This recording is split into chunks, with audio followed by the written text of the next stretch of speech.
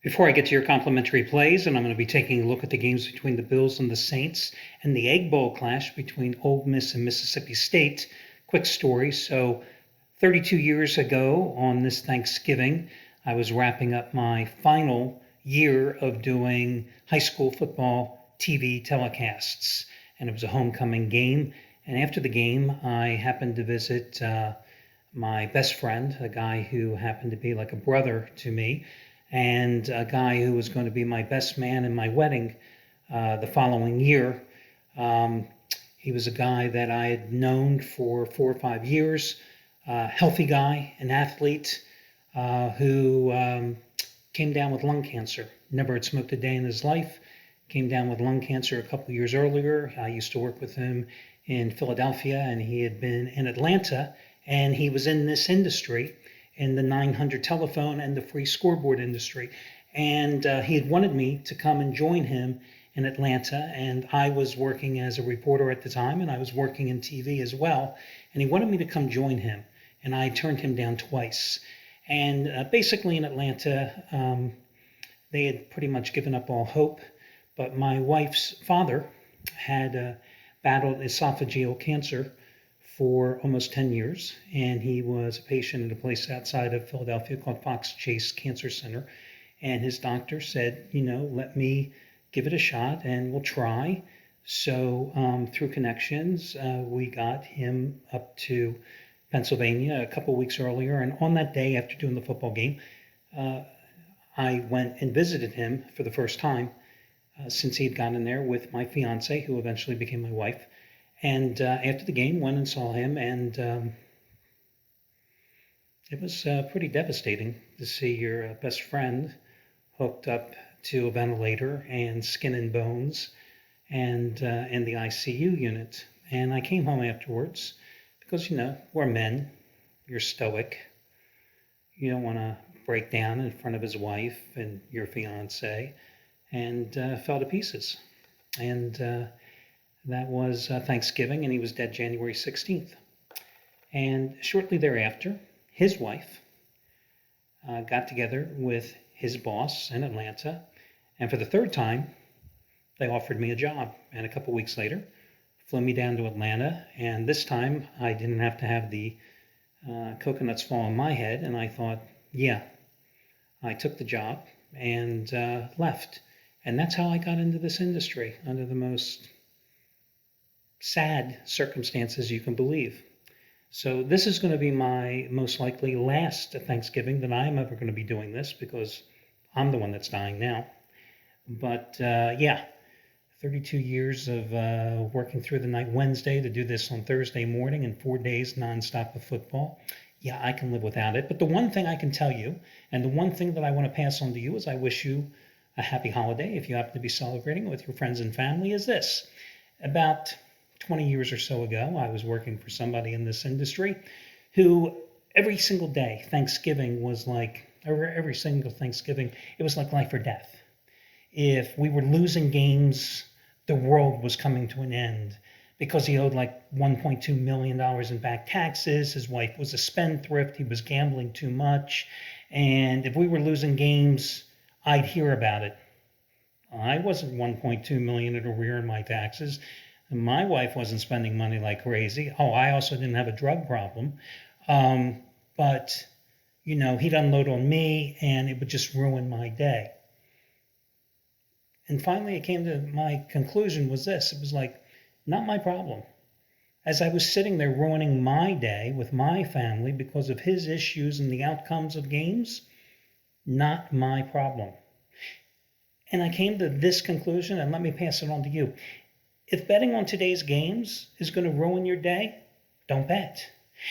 If betting on today's games and watching the games is going to ruin your day, don't bet. There's plenty of football tomorrow and Saturday and Sunday and next week and 364 days of this year that you can bet. Then don't bet today. Enjoy the day with your friends and family. There's other things you can do. Just my advice. Yeah, I know I'm a capitalist. I'm supposed to be making money today, but I can make money tomorrow. Watch the video and enjoy. Notice that I didn't bother shaving today. There's other things in life. Listen, before I get to the complimentary plays, if you happen to be on the video, watching the video, I should say, here on the website, you can scroll down and you can see all the updated numbers in the NFL. If you happen to be on YouTube, click through, subscribe, whatever you want to do. Come to the website, which is DeMarco.com or DeMarcoSports.com, and you will see that cute little stat, which right now, through the first 11 weeks of the season, that stat that I came up with about a dozen years ago, which if you can pick the straight up winners in the NFL, you could make an absolute fortune, which again, if it was that easy, we'd all be billionaires, because that stat over about the first 10 to 12 weeks of the season is just an incredible moneymaker. The straight up winners through the first 11 weeks of this season are hitting at an 82.2% clip against the spread. Normally it's a little higher. Usually it's around 85%. But 82.2% if you can simply pick the straight up winners. What has been amazing, however, this year, the underdogs have had some amazingly good runs. Now, everything is cyclical. And last week, the underdogs only went 7-8 against the spread. But the 3 weeks prior, they went 29-12 ATS. Just something to be aware of. I've broken it down. I've got every single statistical category. Keep in mind that in Thursday night games this year, and I'm just looking at my own writing, and by the way, I don't have my glasses on, so this is killing me. Thursday night games, the under is on an 8-1 roll on the Thursday night games, and the home team had covered 4 of the previous 5 weeks before New England's rout of Atlanta last Thursday. So just a couple of things to keep in mind. With that being said, let's talk about the Thursday night game. Buffalo, of course, oh my God, was Buffalo just destroyed last week at home against Indianapolis. The Bills team that everybody was saying, hey, they're going to be a Super Bowl contender, has been an iffy proposition to say the least over the past month.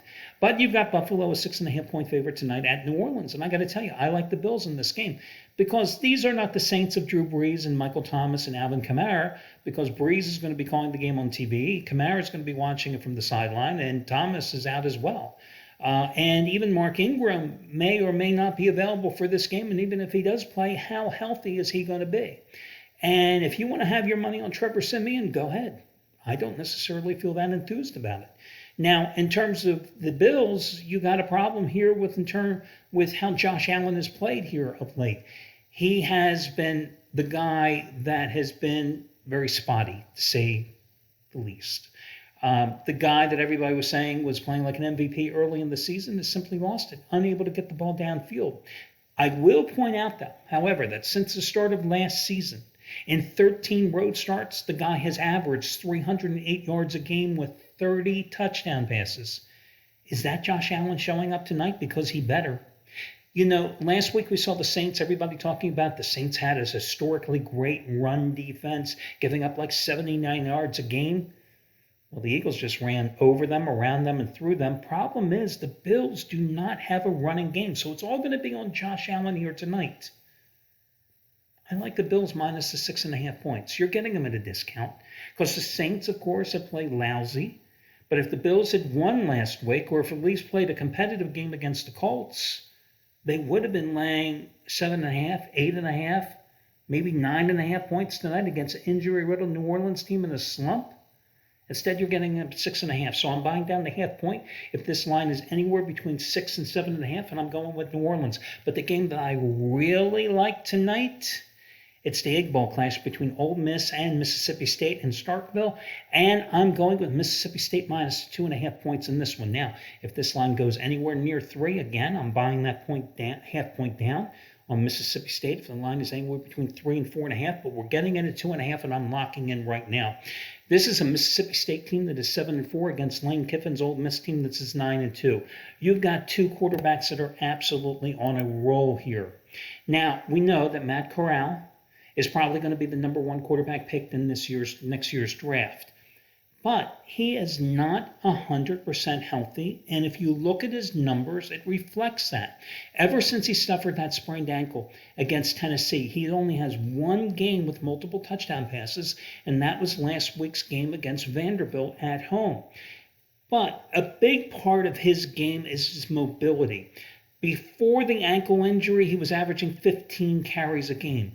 In the 5 games since the ankle injury, he's only averaged 9. Now, this is his last Egg Bowl because he's already declared for the NFL draft. Is he going to go out there having never won an Egg Bowl clash and put it all out on the line? I just can't imagine. A guy that has already declared himself going to the draft, even though he plays with such fire and brimstone, is going to take those type of ridiculous chances. But then again, it's college football, so you never know. Testosterone levels do get out there, right? But has anybody noticed how well Will Rogers has played here of late? Ever since recovering from that shoulder injury that he suffered against Alabama, where I think he had 3 interceptions in that game. In the month of November, Will Rogers, 15 touchdowns, 1 interception, has averaged 407.7 yards per game. That is the 3rd best number in all of Division I, or shall we say FBS. His QB rating is 188.5. That is 6th best in all of Division I. He is 8.9 yards per attempt, is number 16 in Power 5 conference play, which shows you his ability to force that ball down the field. On the season, he's already passed for a little over 4,100 yards and 34 touchdowns, which has broken Dak Prescott's Mississippi State program record.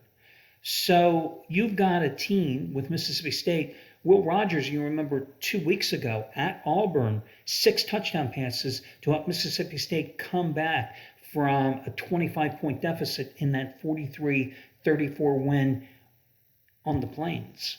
And the other thing about Mississippi State is that their defensive coordinator, Zach Arnett, they play that 3-3-5 scheme.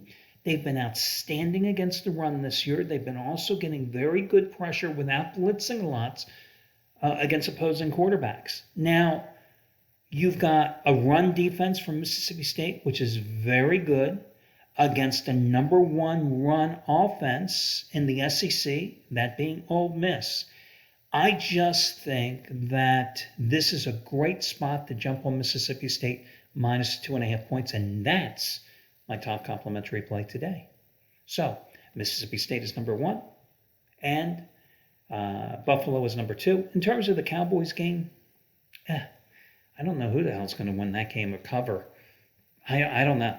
I have no clue. And, of course, the Bears-Lions game is my personal best bet today. The Fresno State-San Jose State game, I don't even care about it. So, anyway, enjoy the holiday, and you got a 50-50 chance of seeing me here tomorrow. Good luck, everybody.